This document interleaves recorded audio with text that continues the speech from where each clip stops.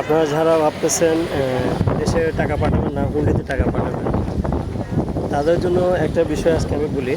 সেটা হচ্ছে, আপনি দেশে টাকা পাঠাবেন না, ভালো কথা, আমিও পাঠাবো না।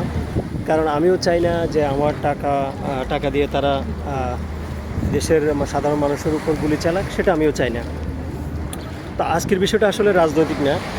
আজকের বিষয়টা হচ্ছে যে আপনি হুন্ডিতে টাকা পাঠাবেন এবং ব্যাংকে টাকা পাঠাবেন না।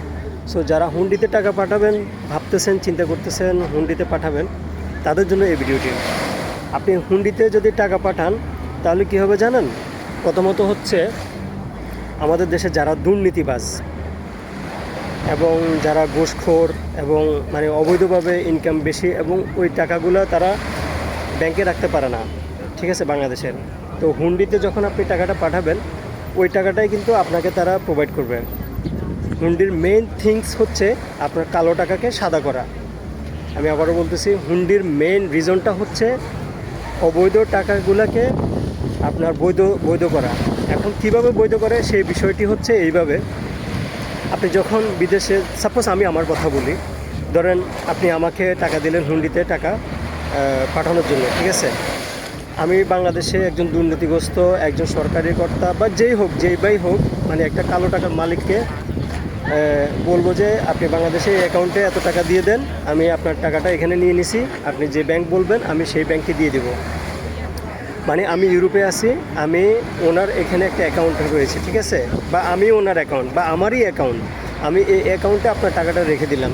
আর বাংলাদেশে যে আমার অবৈধ টাকাগুলো আছে, যে টাকার কোনো হিসাব আমি সরকারকে দিতে পারবো না বা বৈধভাবে ব্যাংকে রাখতে পারবো না, সেই টাকাটাই কিন্তু আমি আপনাকে দিচ্ছি এবং সেটা আপনি খরচ করতেছেন। তাহলে কি হলো? আমার দুর্নীতির কারণে যে টাকাগুলো আমি জমাইছি বাংলাদেশে, সেই টাকাগুলো কিন্তু এখানে বৈধ হয়ে গেল। এখন যদি আমি এই টাকাটা ব্যাংকের মাধ্যমে পাঠাই বাংলাদেশে, তাহলে কিন্তু 100% এটা হোয়াইট টাকা, এটার আর কোনো দুর্নীতির বা আর কোনো কালো ছায়া থাকলো না এই টাকার উপর। এখন আপনারাই চিন্তা করুন, আপনারা কি হুন্ডিতে টাকা পাঠাবেন নাকি ব্যাংকে টাকা পাঠাবেন? তো সবচেয়ে সহজ সমাধান হচ্ছে, আপনারা এই মুহূর্তে কোনো টাকাই পাঠানো যাবে না। আপনার যদি ইমার্জেন্সি প্রয়োজন হয় তাহলে ধার করে চলুন অথবা বাকি করে চলুন। 2 মাস বাকি, আমি মনে করি যে একটা বিদেশি ফ্যামিলির জন্য 2 মাস বাকি করে চলা বাংলাদেশে অত কঠিন কোনো কিছু না। আর যাদের ইমার্জেন্সি টাকা লাগেই, তারা হয়তো ধার করে চলেন।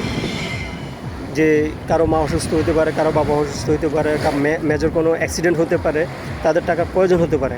তো যাদের টাকার প্রয়োজন আছে তারা ধার করে কষ্ট করে চলুন। 2 মাস অন্তত দেশে টাকা না পাঠান। আমি মন থেকে চাই দেশ আরেকবার স্বাধীন হোক। আমার দেশ 1971 সালে পাকিস্তানিদের থেকে স্বাধীন হয়েছে, কিন্তু ইন্ডিয়া থেকে এখনও স্বাধীন হতে পারে নাই। ওইটা পাকিস্তানি থেকে স্বাধীন হয়েছে ইন্ডিয়ার কাছে। আমরা কিন্তু ইন্ডিয়া থেকে স্বাধীনতা পাই না এখনও। আপনি চিন্তা করে দেখেন, খুবই সূক্ষ্ম একটি বিষয় রয়েছে, যেটা যে পাকিস্তানিরা কিন্তু আত্মসমর্পণ করেছিল ইন্ডিয়ান যে সেনাবাহিনীর কাছে। এরা কিন্তু আমাদের কোনো সেনাবাহিনীর কাছে আত্মসমর্পণ করে নাই।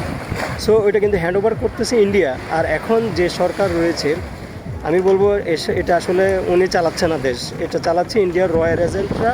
এবং আপনারা আমরা যারা সেনাবাহিনীর উপর খুব আশাবাদী হয়ে বসে আছি, তারা হ্যান্ড ওভার করবে পাওয়ার, এটা আসলে খুবই ভুল ধারণা আমাদের এখানে মূর্খতার পরিচয় দিচ্ছে। কারণ হচ্ছে, সেনাবাহিনীতে এখন আর সেনাবাহিনী নেই। যারা সেনাবাহিনী ছিল পিলখানা হত্যাকাণ্ডে, তাদেরকে সবাইকে সাফাই করে দেওয়া হয়েছে এবং যাদেরকে কিনতে পারে নাই তাদেরকে বিডিআরে পাঠানো হয়েছে এবং পিলখানা হত্যাকাণ্ড ঘটানো হয়েছে। এই জিনিসটা যদি আপনি চিন্তা করে দেখেন, এটা কিন্তু একটা মাস্টার মাইন্ড প্ল্যান। এটা আজকে না, এটা আরও 20 বছর আগে থেকে এই প্ল্যান করা হয়েছে এবং এই প্ল্যানের উপরেই চলতেছে। তো ভবিষ্যতে হয়তো আরও অনেক কিছু ঘটবে বাংলাদেশে, সেটার জন্য আপনারা মানসিকভাবে রেডি থাকেন এবং প্রস্তুতি নিতে থাকেন। আমি মনে করতেছি আরও একটি মুক্তিযুদ্ধের অপেক্ষায় রয়েছে এবং এই মুক্তিযুদ্ধে কিন্তু রাজাকার কারা হবে? বৃহৎ একটি দল হবে রাজাকার।